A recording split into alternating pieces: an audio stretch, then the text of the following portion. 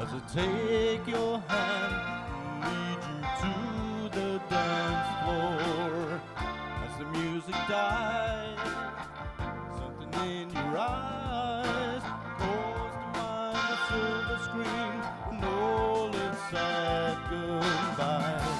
Never gonna dance again, this guilty feet ain't got no rhythm.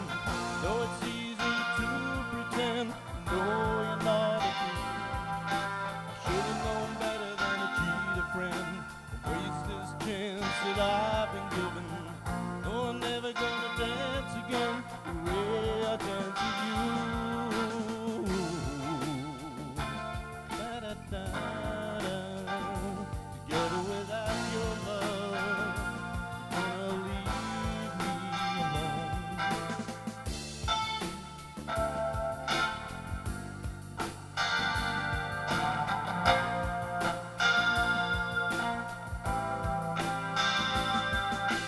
Time can never mend careless whispers of a good friend. To the heart and mind, ignorance is kind.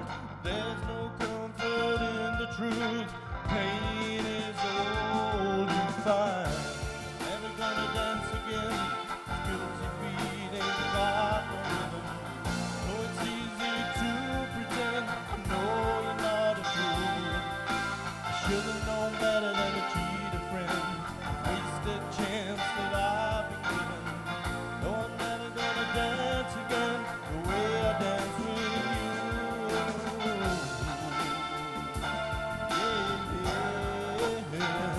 Together without your love, I'm gonna be so alone.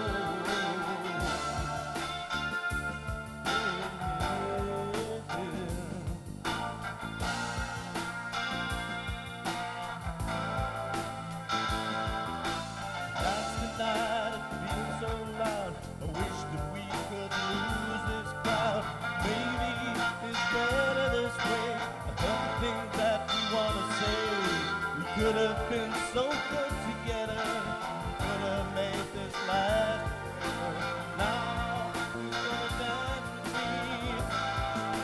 Please stay. I'll never dance again. No, no, no, no, no. I'm gonna feel so low. Oh, won't you know? I never will dance again, 'cause I'll be so alone.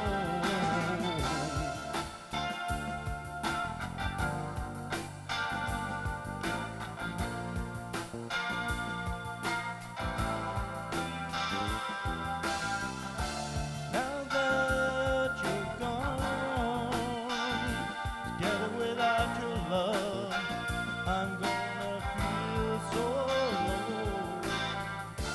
Now that you're gone, forever without your love, I'm gonna be so alone.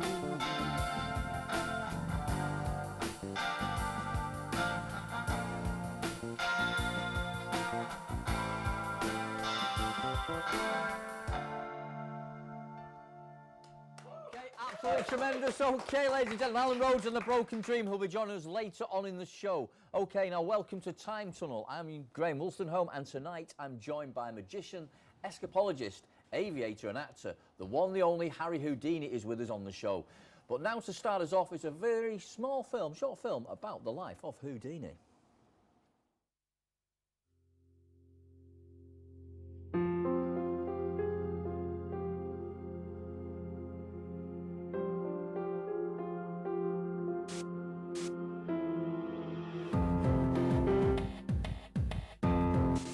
Harry Houdini was an escape artist and magician whose unique approach to performance made him one of the most famous people in the entire world. His imaginative ideas influenced many performers everywhere to seek new aspirations. Even to this day, there is an aura of mystery and disbelief surrounding the name Houdini.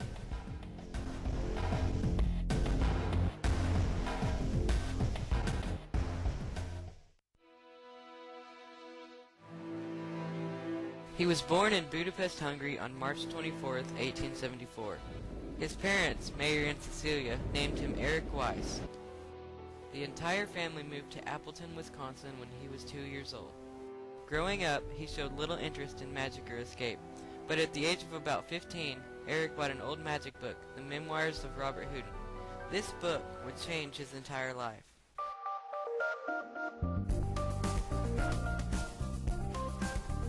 Years later, Eric and his brother Theo called themselves the Brothers Houdini. After less than 2 months of performing, their act came to a close. This was because Eric met a girl, Beatrice Ronner. They were married less than a month after they met. Harry and Bess, as he called her, started performing in small stage shows. Their greatest trick was one called Metamorphosis. This trick practically made his reputation. In this trick, Houdini tied his wife's hands with rope and put her in a trunk, which was locked. He then would place a cabinet between the trunk and the audience.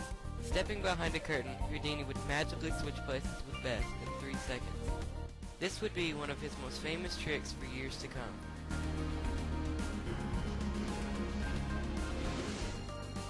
Another huge part of Houdini's stage act was his escape routine. For many years, he had been collecting handcuffs and learning how to open them without the key. He studied and practiced and could soon escape from several pairs of handcuffs at once. Sometimes, to generate publicity for his act, he would walk into police stations and escape from their handcuffs, jail cells, and other restraints such as straitjackets and ropes. Doing this would pack huge audiences for his ever-changing stage act. The following video is actual footage of one of Houdini's many escapes.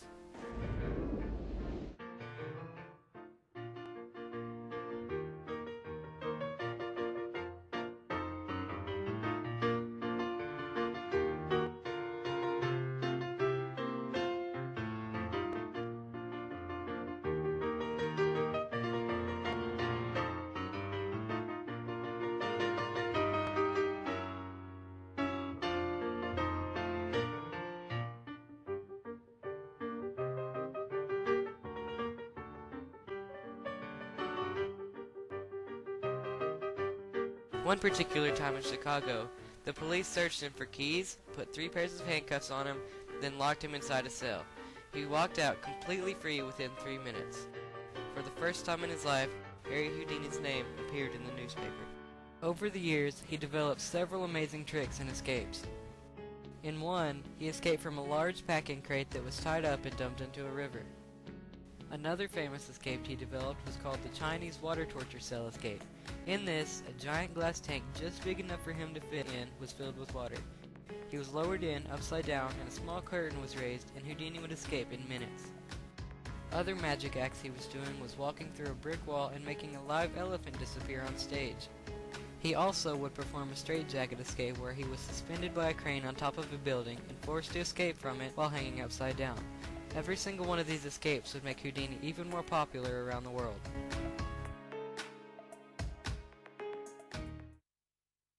Despite all the fame he had, Houdini's body was wearing down over the years. In 1926, when he was 52 years old, he was performing a tiring 2.5-hour show almost every day. In a show in Albany, his ankle broke from a malfunction in the Chinese water torture cell escape. Houdini ignored the doctor and still performed the rest of the night. Then one day at McGill University, a young amateur boxer asked Houdini if he could withstand a punch to his stomach, which was a regular trick in his stage act. Houdini accepted this, and before preparing to do this, the young boxer, Gordon Whitehead, punched him hard in the stomach. Houdini was in so much pain later on that he agreed to go to the hospital. When doctors operated, they found that his appendix had burst. Houdini was given little hope of surviving from this damage. After much surgery and patience, Harry Houdini died on October 31st, 1926. Now I'm joined by the great Harry Houdini. Interesting stuff though. He's had an incredible 30 years and achieved so much. It's great to have you on the show, Harry. I mean, what can I say? Some of those tricks are absolutely unbelievable. I mean, we go back to the beginning, where you came over from Budapest, from Hungary. Can you tell us, do you remember any of that too? I bet you don't. No, I was quite young at that time, so I don't remember most of it. I just remember mainly coming up in Wisconsin in America. Right, well, going back to the short piece of footage there, it's 15 when you actually initially got interested into magic. So can you tell us the type of things you were into at 15? Started with things like basic card tricks, and then started moving up. Then I got very interested in breaking out of handcuffs and started an act with my brother, Theo. We were both interested in magic, and we were called the Brothers Houdini. Right, so were you performing to at the very early days when you were sort of in your late teens, early 20s? Who were you performing to? As such? Basically, any audience we could gather. Really, it was more street tricks. We couldn't obviously get as big as audience as we wanted to, but we're trying to get out there. Yeah, so I can appreciate as you got older, the body was wearing out, but can you tell me one of the most dangerous tricks that you ever actually encountered, that you actually went through? Once I did the Chinese water torture trick, which is where I'm suspended in water, for a tank full of water, but we decided to do that under ice.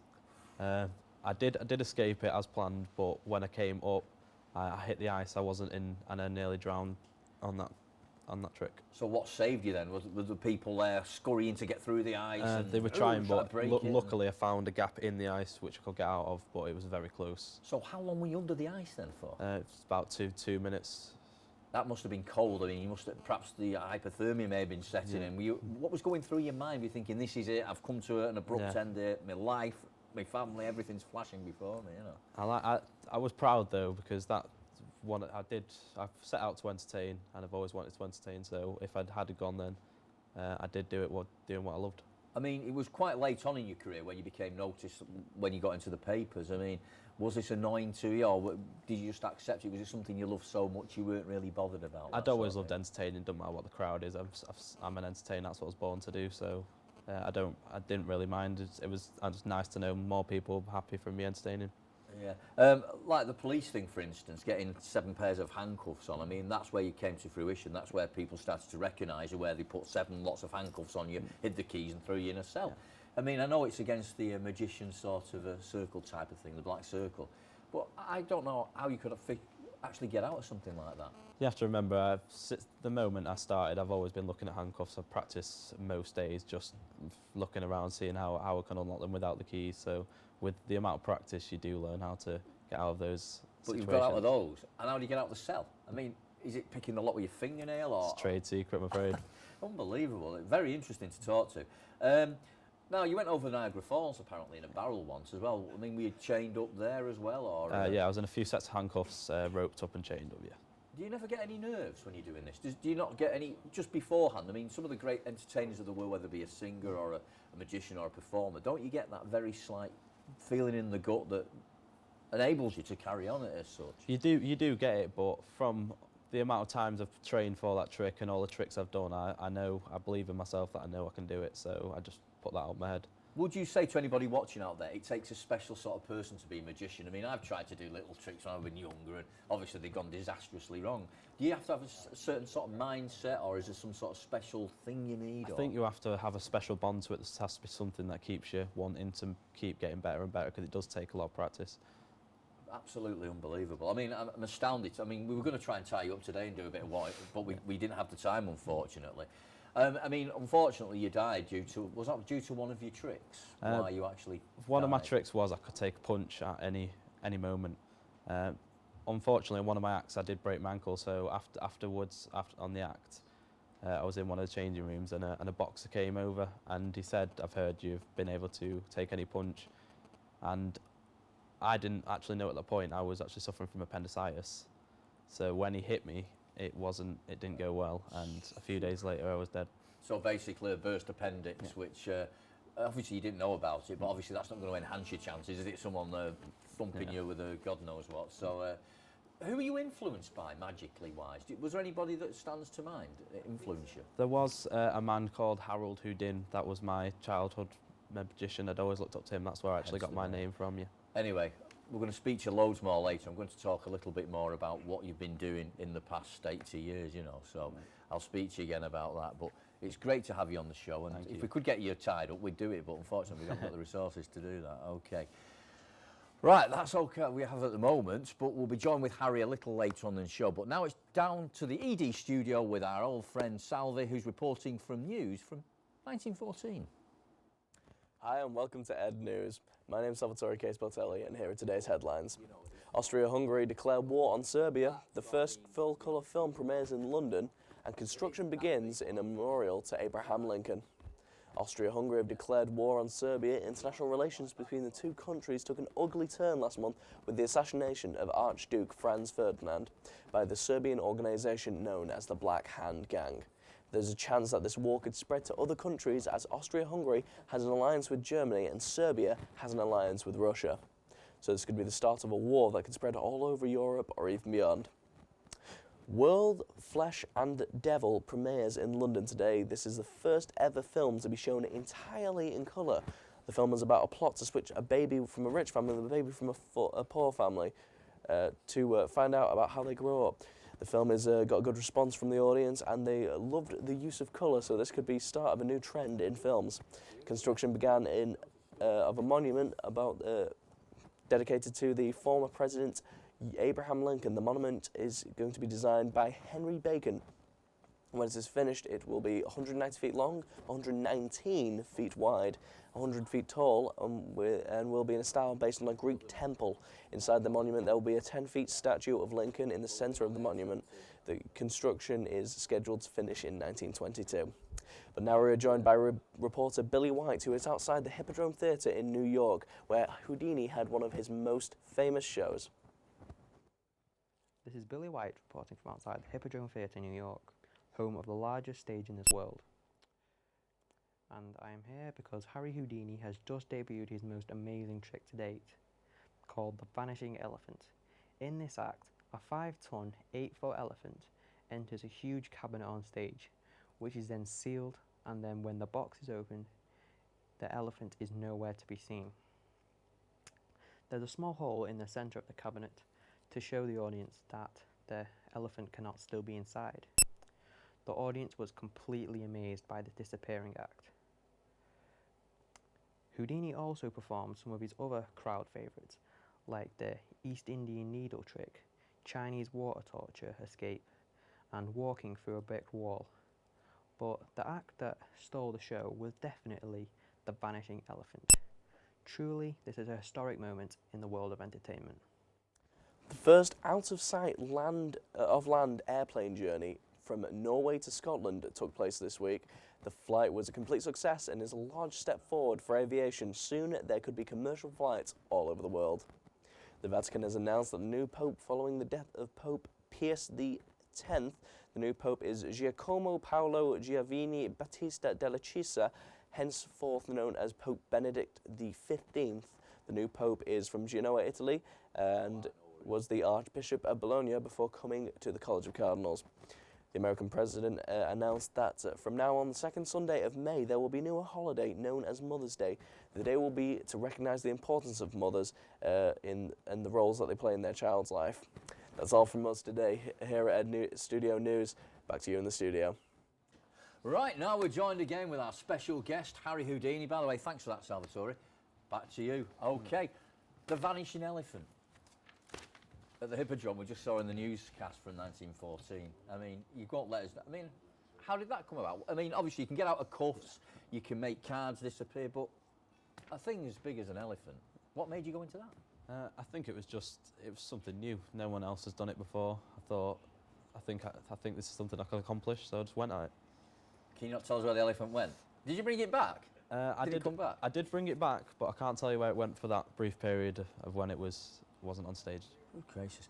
Right, coming to present day now, obviously you're spending more time downstairs. Have you met anybody interesting downstairs? I have met a few people, but it's a bit, keep hitting it on the low in there. You can't be bringing it back. So it's not advisable to go back down there. So do you still perform downstairs? Do you do bits of tricks with Lucifer? Yeah, I've learned and quite a few new things there, but they have, again, trade secrets, can't be telling anyone. Right. Now you've joined us back in the 21st century. What do you think of current day escapologists and the likes of David Blaine and Derren Brown, and you've come across them? What do you think about those guys? I respect them. They're doing exactly what I always wanted to put across to the world, showing to entertain how we can showing our talents. So I do really respect them for what they're doing. I mean, we know David Blaine is probably the nearest to you, and I think he's been heavily influenced by you and some of the tricks that you did in the early 20th century. But again, what's your advice to anybody that wants to get into this? I mean, you know, you don't tell kids to get in the bath at home and tie themselves up and stuff like that. I mean, what do you need really to be a magician? Starting at a young age helps. Unluckily, I didn't start until quite already in my childhood. Starting in your childhood does help a lot, and always know they can do it. Always be safe. Don't try tricks that you know you can't do. Always know that you can actually get out, and always have someone there ready for you in case something goes wrong. Yeah. Can you tell us how you started with your wife? One of your first wives that you only met, and within 6 months you were married to, and you were making her disappear and getting into the box, which we see an awful lot on television these days, where people swap places. I mean, was she happy to do this at the beginning? She knew what she was getting into. When we first got together, she was very interested in magic. That was one of the things she'd drawn her to me. We were both interested in magic, so she loved the fact that she could get involved in my act.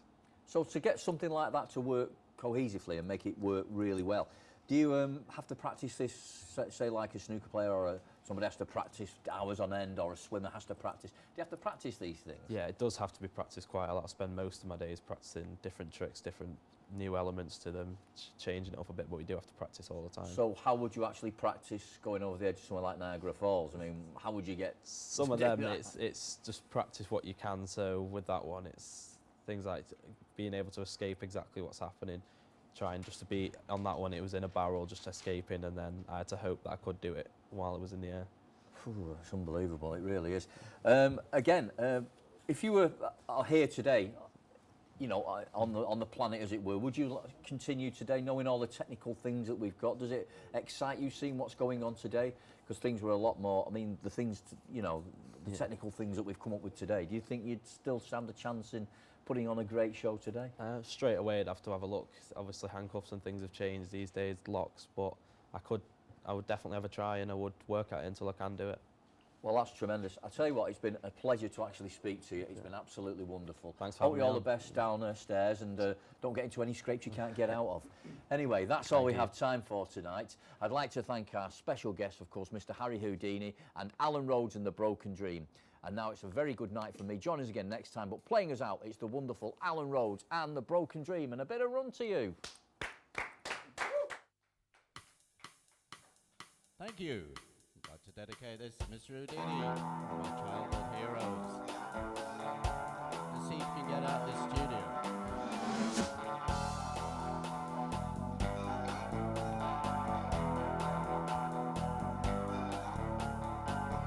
She says a love for me could never die, but that'll change if she ever finds out about you and I. Oh, but love is cold, wouldn't hurt her if she didn't know. Make my mind made up, I'm gonna feel the touch, I'm gonna run to you, I'm gonna run to you. When the fever's high, gonna run all night, gonna run to you, yeah.